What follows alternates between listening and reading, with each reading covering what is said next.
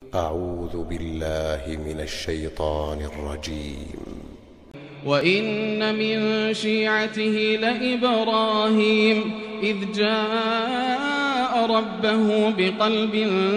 سليم إذ قال لأبيه وقومه ماذا تعبدون أئفكا آلهة دون الله تريدون فما ظنكم برب العالمين فنظر نظرة في النجوم فقال إني سقيم فتولوا عنه مدبرين فراغ إلى آلهتهم فقال ألا تأكلون ما لكم لا تنطقون فراغ عليهم ضربا باليمين فأقبلوا إليه يزفون قال أتعبدون ما تنحتون والله خلقكم وما تعملون قالوا ابنوا له بنيانا فألقوه في الجحيم فأرادوا به كيدا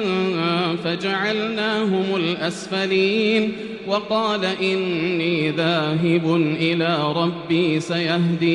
سيهدين رب هب لي من الصالحين فبشرناه بغلام حليم فلما بلغ معه السعي قال يا بني إني أرى في المنام أني أذبحك فانظر ماذا ترى قال يا أبت افعل ما تؤمر ستجدني إن شاء الله من الصابرين فلما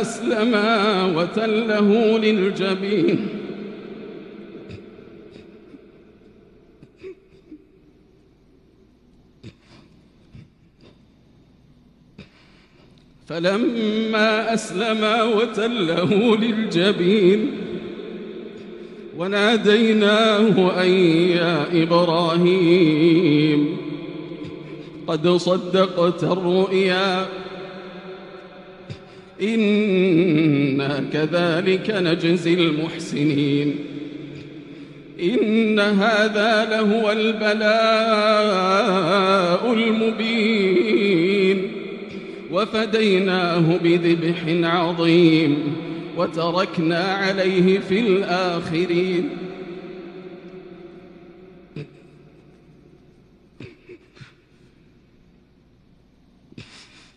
سلام على إبراهيم كذلك نجزي المحسنين إنه من عبادنا المؤمنين وبشرناه بإسحاق نبيا من الصالحين وباركنا عليه وعلى إسحاق ومن ذريتهما محسن وظالم لنفسه مبين ولقد مننا على موسى وهارون ونجيناهما وقومهما من الكرب العظيم ونصرناهم فكانوا هم الغالبين وآتيناهما الكتاب المستبين وهديناهما الصراط المستقيم وتركنا عليهما في الآخرين سلام على موسى وهارون إنا كذلك نجزي المحسنين إنهما من عبادنا المؤمنين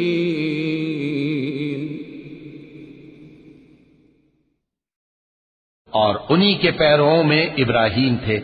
जब वो अपने परवरदिगार के पास ऐब से पाक दिल लेकर आए जब उन्होंने अपने बाप से और अपनी कौम से कहा कि तुम किन चीजों को पूजते हो क्यों अपनी तरफ से घड़ कर अल्लाह के सिवा और माबूदों के तालिब हो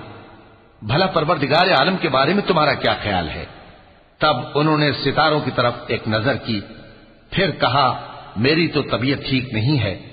तब वो लोग उनसे पीठ फेर कर चले गए फिर इब्राहीम उनके माबूदों की तरफ मुतवज्जे हुए और कहने लगे कि तुम खाते क्यों नहीं तुम्हें क्या हुआ है तुम बोलते नहीं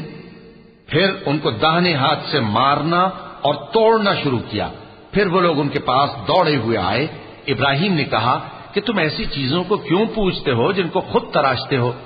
حالانکہ تم کو اور جو تم بناتے ہو اس کو اللہ ہی نے پیدا کیا ہے۔ وہ کہنے لگے کہ اس کے لیے ایک عمارت بناؤ، پھر اس کو آگ کے ڈھیر میں ڈال دو۔ غرض انہوں نے ان کے ساتھ ایک چال چلنی چاہی اور ہم نے انہی کو زیر کر دیا۔ اور ابراہیم بولے کہ میں اپنے پروردگار کی طرف جانے والا ہوں،